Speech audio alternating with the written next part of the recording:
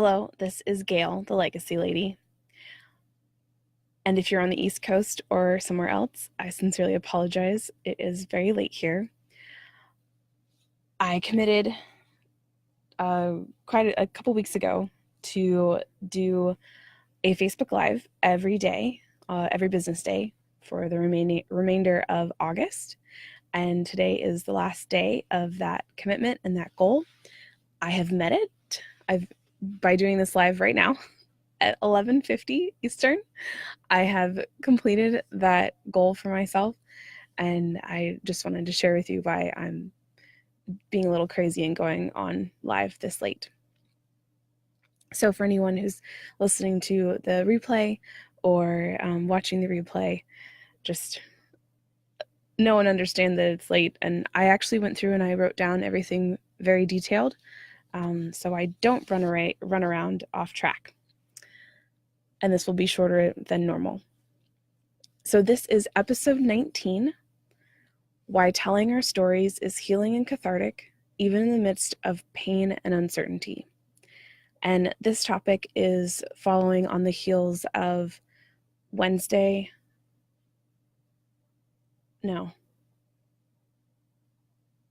following on the heels of Thursday.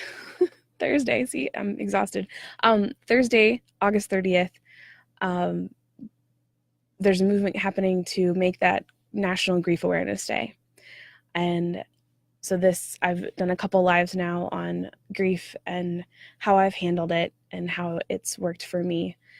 And so tonight I just wanted to talk about and encourage people to continue telling their stories, continue talking about their grief.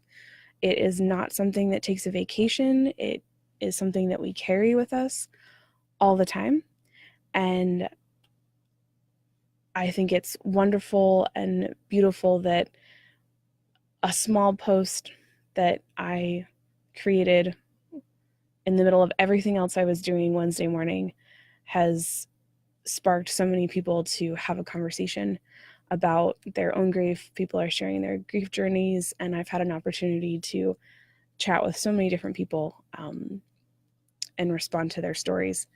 And I will forever be grateful to have been able to do that. And I love many things about Legacy and the Legacy Recorder and the things I get to do with this business. But truly one of the things I love is being able to hear other people's stories and be in the moment with them and really enjoy their telling of it, whether it's sad, whether it's happy, whatever the emotions are that are coming up while they're telling the story or while I am reading it. The fact that they have chosen to share it with me I'm beyond grateful and honored. So why telling our stories is healing and cathartic, even in the midst of the pain and the uncertainty and any of the chaos that is going on. Take a minute and think about the memories that stick out the most for you. So think about everything in your life. Just take a couple seconds and try to identify a couple of memories that stick out for you. Not necessarily because they were a wedding and they might have been at a wedding. And think about all of our moments and how we celebrate things. Chances are, in the memory you think of that sticks out, or a couple that stick out for you, someone in that memory shared a small part of their story or their family's story, or maybe even a part of your story with you. And I'd really love to hear if, first of all, I'm right. I'm pretty certain I am because I've spent a lot of time thinking about this and doing it. But I would love to hear what your reactions are. Or is it an, oh my gosh, you're totally right? Is it, oh, Gail, you're totally off base. What are you even talking about? And then if you can, and if you want to, share the memory with me. I'd love to hear it, sincerely. So chances are that memory includes someone who they're sharing a small part of their story, whether it's something they wrote to you, whether it's a speech at a wedding, at the reception, whether it was, as an example, was remembered earlier tonight with me, standing at a gravesite and hearing stories about the person who had just died and or was just buried. All of those moments that have someone sharing their story, that person opened themselves up, were most likely vulnerable, and invited you into their space, invited you into their life and what they were thinking about. And those moments are deeply intimate and deeply emotional. And the connection we make with that person in that moment, I truly believe is physical if you're actually touching each other, emotional and mental, obviously, because it logs in our brain. And it's something that we associate with good things, whether the memory was sad or not. So hearing the story, hearing someone share their story, we associate with good. And you will see that with lots of different businesses that are doing advertising, people who are trying to get support for a variety of things, fundraising.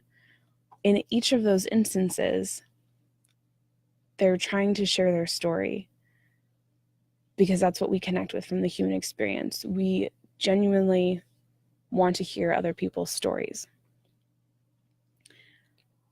So in those moments, in those memories, you made a connection with the person who shared a part of their story with you. If it was something that you immediately identified with, you all of a sudden now have common ground with this person where you previously might not have before. And that makes that memory stick out even more for you because you have personal attachment to what that person said. So one of the reasons I do legacy, one of the reasons I spend so much time on it and share it with families and share it with pretty much everyone who will listen to me is because I love when families are able to reconnect through intentional storytelling. And they're able to reconnect with each other even when there are situations where someone is terminally ill, where someone has already passed, where they were previously estranged, or they're trying to mend an estrangement, or if there's a medical emergency. They rally around the person, maybe a central person who needs their help or who wants to share their story before they've run out of time. They have a common goal that they're working towards together as a team.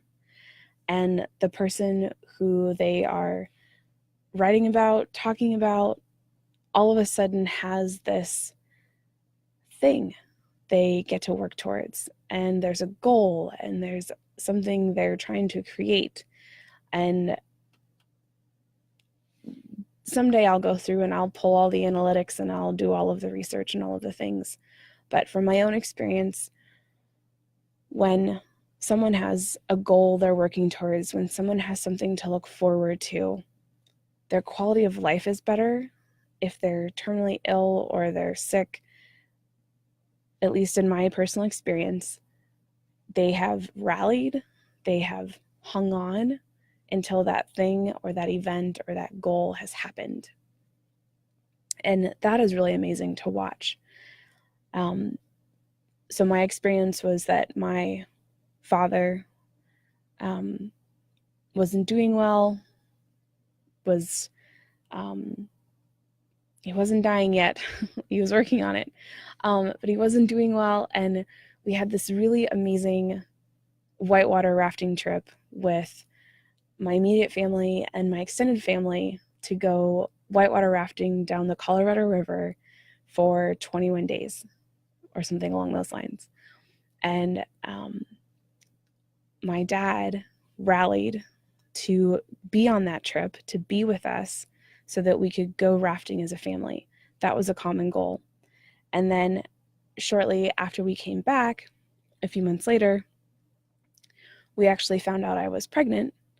And again, he rallied, he hung on, and he was able to be around. He was alive still when my oldest daughter was born.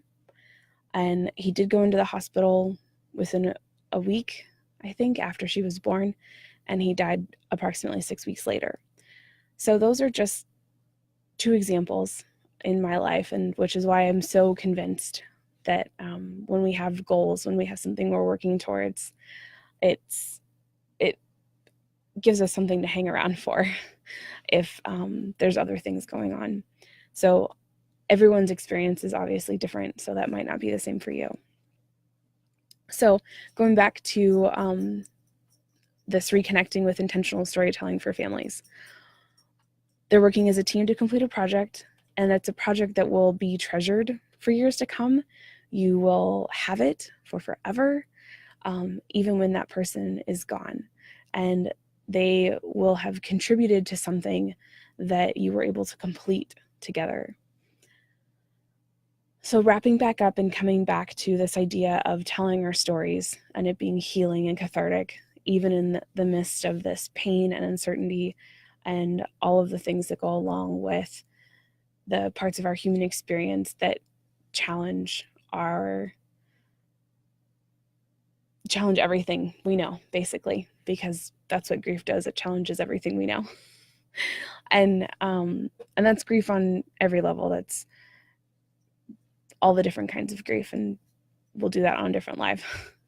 But yeah, so I encourage you to think about those memories and identify the ones and think about the stories that were told, the stories that you heard, and how they made you feel then. How do you feel about that memory now when you think about it? And how do you feel about that story now? And when you heard the story, did you change anything in your life because of the story you heard and because of how you felt? And I would love to hear your responses to those as well if you'd like to share. So I encourage you and implore you to tell your story. Help someone you love tell their story. Tell your family's story, even when it's dark and scary. Tell the whole story. It doesn't need to be sugar-coated. It doesn't need to be perfect. No one ever has to read it. No one ever has to listen. It's just for you as a family.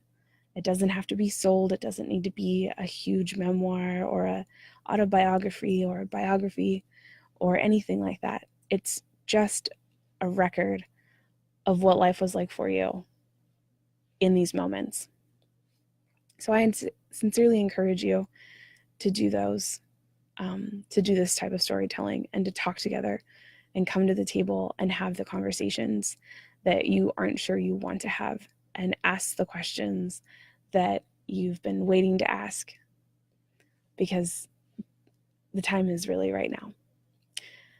And with that, I sincerely appreciate you listening to this recording.